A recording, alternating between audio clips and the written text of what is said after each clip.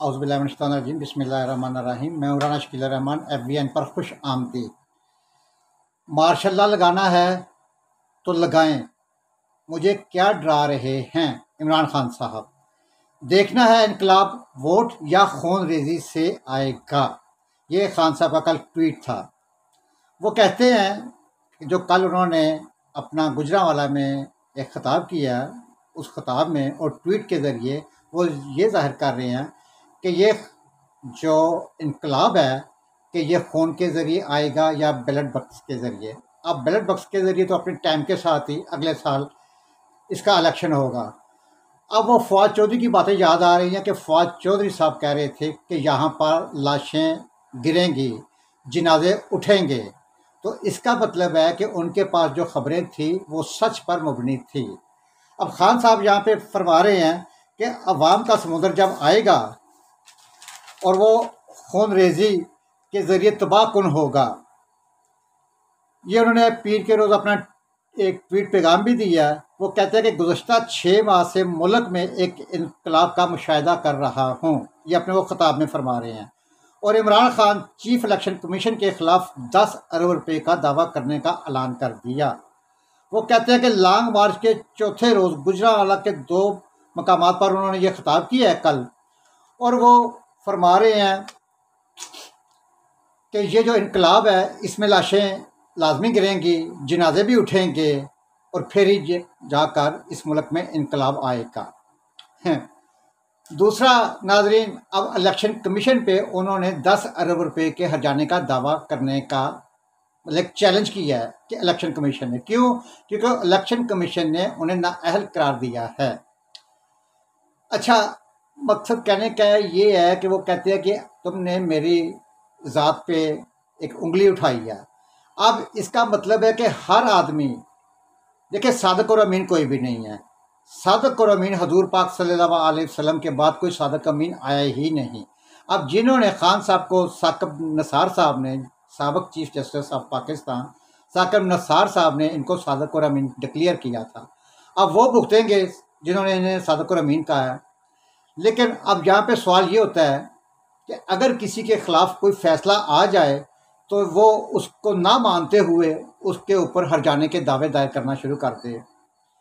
मेरा यहाँ पे खान साहब को, बल्कि मुझे अच्छा लगा कि ये 10 अरब रुपए का हर्जाना करने जा रहे हैं या करेंगे, और इनको करना भी चाहिए। फिर ही पता चलेगा और आवाम को भी ये शऊर आएगा कि भाई जिसके खिलाफ कोई सच्चा या झूठा दोनों में से कोई एक, अगर वो कोई किसी के खिलाफ फैसला आता है तो वो उस जज के खिलाफ, उस अदलिया के खिलाफ जाकर अपना हर्जाने का दावा दायर करना कर सकेगा। क्योंकि ये एक खान साहब को देखते हुए ये कानून बन जाएगा कि भाई अगर हमारा लीडर, मुल्क का सबसे बड़ा लीडर, वो अगर ये हर्जाना कर सकता है 10 अरब का, तो हम क्यों नहीं कर सकते, आम शहरी ये क्यों नहीं कर सकता है। तो इनको खान साहब को हर्जाने का 10 अरब का दावा दायर कर देना चाहिए। फिर वहाँ पे दूध का दूध और पानी का पानी होगा। आगे चलते हैं। वो कहते हैं कि साबिक वज़ीर आज़म ने कहा कि जितनी मर्जी प्रेस कॉन्फ्रेंस कर ले ये जलील होंगे।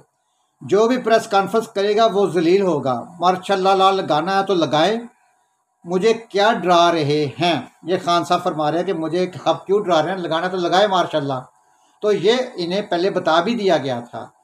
ये जो इनके बैकडोर राब्ते हैं, बैकडोर राब्तों में इन्हें समझाने की कोशिश की गई थी कि खान साहब अगर तो आप वज़ीर आज़म बनना चाहते हैं तो आप तहम्मुल से ठंडे होकर ठंडे ठंडे दिमाग से चलें और 11 माह इंतज़ार कर लें। 11 माह के बाद आपने वज़ीर आज़म, श्योर है जो मुल्क के हालात और हकीकत है कि इस वक्त महंगाई अरूज पे है। बिजली के बिल जो है वो 40 रुपये यूनिट है, सब्जियों को हाथ नहीं रखा जाता, पेट्रोल है। रात को इसहाक डार साहब आके प्रेस कॉन्फ्रेंस कर रहे थे तो हमें थोड़ी सी खुशी फील हो रही थी कि इसहाक डार साहब कोई पेट्रोल का रेट नीचे करेंगे, लेकिन नहीं, उन्होंने एज इट इज़ ये रेट जो है ना रखा। तो मेरा नहीं ख्याल कि हुकूमत कोई रिलीफ इन 11 माह में दे पाएगी। और ये श्योर है कि अगले इलेक्शन में खान साहब ने वज़ीर आज़म बनना है तो इन्हें पैगाम दिया गया कि या तो 11 माह इंतज़ार कर लें, अगले नेक्स्ट प्राइम मिनिस्टर आप होंगे, या फिर 11 साल इंतज़ार कर लें। मेरा ख्याल है कि खान साहब 11 साल इंतज़ार करना चाहते हैं। मेरा अपना एक तज़िया है, मेरी एक अपनी एक राय है मैं गलत भी हो सकता हूँ, कि मुल्क में मुझे मार्शल लॉ लगता दिखाई दे रहा है कि मुल्क में आने वाले दिनों में देखें जब लाशें गिरेंगी, जनाजे उठेंगे तो क्या होगा। जब सामने आर्मी होगी, फौज होगी, दूसरी साइड पे पब्लिक अवाम होगी, कुछ बंदे अवाम के गिरेंगे, कोई एक आधा अल्लाह ना करे कोई अवाम से गिरे या कोई आर्मी से गिरे या किसी भी पुलिस वालों का कोई गिरे, तो मुल्क के हालात किस तरफ जाएंगे। तो फिर तो कोई चीज़ रोकने वाली नहीं है कि मार्शल लॉ को आप रोक सकते हो। मार्शल लॉ फिर नहीं रुकेगा, मार्शल लॉ आएगा। आप ये मेरी आज का मेरा प्रोग्राम लिख लें, देख लें, वीडियो मेरी याद रखिएगा, आप किसी डायरी पे नोट भी कर लें। वो कहते हैं कि लॉन्ग मार्च को इस्लामाबाद पहुंचने के लिए 8 से 9 दिन लगेंगे। वही जो मैं आपको पहले दिन जो मेरी वीडियो थी कि जिस तरह इनकी स्पीड है, इन्होंने 4 नवंबर का कहा हुआ था, तो ये 4 नवंबर की बजाय लगता है कि ये कहीं 8, 10 नवंबर, 11, 12 नवंबर तक ये पहुंचेंगे वहाँ पे। क्यों? इनके स्लो चलने के पीछे स्टोरी क्या है? इनके स्लो चलने की स्टोरी ये है कि बैक डोर के ऊपर इनके राब्ते भी हैं कि शायद गुजरांवाला तक जाते जाते हमारी मुझे कोई जो है फेस सेविंग मिल जाए, कोई रास्ता निकल आए गुजरांवाला से, फिर वो 10 किलोमीटर आगे चलेंगे, फिर वो झेलम पहुंचेंगे, खारियाँ पहुंचेंगे, गुजरात, इस तरह आहिस्ता आहिस्ता किसी ना किसी जगह पे जाके इन्हें को फेस सेविंग मिल जाए। तो ये कोई मेरा ख्याल में कोई 12, 13, 15 नवंबर तक ये इस्लामाबाद पहुंचेंगे। अच्छा जी, वो कहते हैं खान साहब यहाँ पे कि ये हम लोग आज़ादी लेने के लिए, हकीकी आज़ादी लेने के लिए निकले हुए हैं, जहाद पे निकले हुए हैं ना जी। तो मैं तो कहता हूँ कि या अल्लाह पाक, यकीन करें हर आदमी की ख्वाहिश होती है कि जो कुफर के ख़िलाफ़ जहाद किया जाता है, जिसे कुफर के ख़िलाफ़ जहाद करना कहते हैं, कि मेरे जब कभी खुदा न खासा इंडिया के साथ जंग हो तो मुझे शहादत नसीब हो। अगर ये जहाद है तो मैं कहता हूँ कि सबसे पहले हमारे लीडरों को ही अल्लाह ताला शहादत नसीब फरमाए और जन्नत अल फरदौस में वो यकीन करें आला मकाम। देखें ना, शहादत होगी ना उनकी जहाद में, और जहाद में जिसकी शहादत होगी वो जन्नत के आला मकाम तक जाएंगे, जन्नत अल फरदौस के भी आला मकाम तक वो जाएंगे जिन्हें इस जहाद में शहादत नसीब होगी। तो मेरा है कि अल्लाह ताला ये जितने भी जहाद के लिए निकले हुए हैं, अल्लाह ताला इन्हें शहादत नसीब फरमाए। जहाद है ना जी ये, और आज़ादी है, हकीकी आज़ादी है। तो अब खान साहब यहाँ पे कहते हैं कि ये जूते पॉलिश करने वाले शहबाज शरीफ की 16 अरब की चोरी पकड़ी गई। टीटी केस में शहबाज शरीफ की 8 अरब की चोरी पकड़ी गई। 24 अरब का डाका मारने वाला वज़ीर आज़म बना दिया गया। राना सनाउल्लाह 18 कत्ल केस, मतलब जितने ये इल्ज़ाम हैं। खान साहब सर, आप 4.25 साल हुकूमत में रहे हैं, तो कोई यार एक भी केस कर लेते। बल्कि एक प्रोग्राम में राना सनाउल्लाह कहता है, यार ये भाईजान हमारे 3.5 पौने 4 साल हुकूमत में रहे तो मैंने 18 कत्ल किए, मुझ पर एक कत्ल ही डालकर मुझे अंदर कर देते, मुझे फांसी पर लटका देते। बात तो उनकी वजन है उनकी बात में। जिस तरह वो इल्ज़ाम लगा रहे हैं, वो कल भी जिक्र कर रहे हैं, वो डिग्गी से जान नहीं छूटेगी कि शहबाज शरीफ डिग्गी में बंद होकर आर्मी हाउस जाया करता था आर्मी चीफ को मिलने के लिए। आर्मी हाउस में वो डिग्गी पर, ये पिछले दिनों इजाज़ुल हक ने ये एक प्रोग्राम में, मेरा ख्याल में नदीम मलिक के साथ एक प्रोग्राम में कहा था, लेकिन उसने बाद में अगले ही दिन इसकी तरदीद कर दी और उसने माफ़ी मांगी, इस बात पे माजरत की है कि मैं माजरत चाहता हूँ, ये मैंने एक गलत बयान दे दिया। और इसकी बाकायदा उन्होंने एक ट्वीट भी किया और अपना बयान भी दिया। लेकिन अब खान साहब ने डिग्गी जो है ना, डिग्गी में बंद रखना है उन्हें, डिग्गी से निकलने नहीं देना। डिग्गी को उन्होंने ना लॉक करके रखना, बल्कि लॉक के ऊपर भी उन्होंने वायर लॉक लगा लेना ताकि डिग्गी खुले ना। ठीक हो गया जी। अच्छा जी, आगे चलते हैं। वो कहते हैं कि भी मैंने अपना, जब ये हमें फाइलें दिखाया करते थे, उस वक्त ये नवाज शरीफ चोर थे, और आज उनको ड्राई क्लीन करके इस मतलब दोबारा आके हमारे ऊपर मसलत कर दिया गया है। यार देखें ना, अगर आपको वो फाइलें दिखाया करते तो आपने कान बंद कर दी, इसका मतलब आप लाई लग गए हैं, आप कानों के कच्चे हैं। आपने उनको फाइल दिखा दी, आपने अपने तौर पर तहकीकात नहीं की क्या? देखें, आपको अपने तौर पर भी तो तहकीकात करनी चाहिए थी, पूछना चाहिए था कि आया या ये फाइलें कहीं बोगस तो नहीं बनी हुई, कहीं झूठी तो नहीं बनी हुई। क्योंकि उस वक्त प्रोजेक्ट इमरान तैयार हो रहा था, एक प्रोजेक्ट इमरान तैयार हो रहा था उस वक्त। तो ये फाइलें सच्ची हैं या झूठी हैं, या तो आप कानों के कच्चे हैं, आप किसी मतलब जो भी आपके कान में कोई फूंक देगा आप उसको लेके आगे चल पड़ेंगे। आपने अपने तौर पे कोई तहकीकात नहीं करनी है कि इसमें कोई सच भी है झूठ भी है। कल ये फाइलें मेरे खिलाफ भी कोई इस तरह की जाली फाइलें आपके खिलाफ भी बन सकती हैं। ये तो किसी के खिलाफ भी इस तरह की फाइलें बना के जो कोई किसी को दिखाएं कि जी ये देखें जी नवाज शरीफ चोर है तो मान लिया जाएगा। अपने तौर पर भी अल्लाह ताला ने इंसान को अक्ल दी है, सेंस दी है, तो अब अपने तौर पर भी इसकी तहकीकात बंदा कर सकता है। नाज़रीन, ये तो था खान साहब का कल का खिताब मुख्तसर सा। अब पिछले दिनों साबका क्रिकेटर वसीम अकरम जो पाकिस्तानी टीम के कप्तान भी रहे हैं, उन्होंने एक ट्वीट किया है कि मैं किसी दौर में कोकीन का इस्तेमाल करता रहा हूं, लेकिन अब मैंने कोकीन का इस्तेमाल करना छोड़ दिया है। अच्छा, उनके नीचे उन्हें ना बहुत ज़्यादा रीट्वीट की गई कि जी बात यह है कि अब आपने छोड़ दी है या कोकीन आप पीते रहे हैं।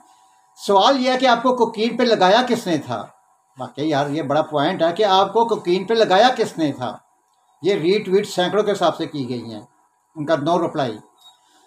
कल एक प्रोग्राम में अब्दुल मालिक साहब के एक एंकर पर्सन है अब्दुल मालिक साहब, ख्वाज चौधरी साहब उनके साथ वहाँ पे तशरीफ़ लाए हुए थे उनके पास, और सवाल किया गया कि इमरान खान साहब काले चश्मे वाली ऐनक का इस्तेमाल क्यों करते हैं। तो ख्वाज साहब ने जवाब दिया कि जब वो सामने से गाड़ियों की लाइट पड़ती है ना तो खान साहब की आंखों में चुभन सी होती है। तो देखे, खान साहब की अकेले की आंखों में चुभन होती है, वो जो बाकी 8, 10, 12, 15 बंदे खड़े होते हैं उनकी आंखों में कोई प्रॉब्लम नहीं है, वो आंखों में छींटे मारते हैं। वो जो साथ खड़े होते हैं बोतलें पकड़ी आंखों में छींटे मारते हैं। अकेले खान साहब ही क्यों कि रात को 10 बजे भी लाइटें पड़ रही हैं और चुभन होती है। बहरहाल आगे चलते हैं। जो सबसे एक अहम न्यूज़ है और इंशाल्लाह हमारे लिए वो अच्छी साबित होगी, इस मुल्क के लिए अच्छी साबित होगी कि अरशद शरीफ की शहादत की जो तहकीकात है आइंदा 30 रोज़ में ये कमीशन जो है वो अपनी रिपोर्ट तैयार करके देगा। और जो इस कमीशन में 3 रुकनी टीम बनाई गई है, एक साबिक chief justice high court Abdul Shakoor Paracha जो हेड कर रहे हैं, और additional IG police doctor Usman Anwar, और दूसरे डिप्टी डायरेक्टर आईबी हैं उमर शाहिद हामद साहब। इन्होंने 30 दिन के अंदर अंदर अपनी जो रिपोर्ट है वो हुकूमत को देनी है।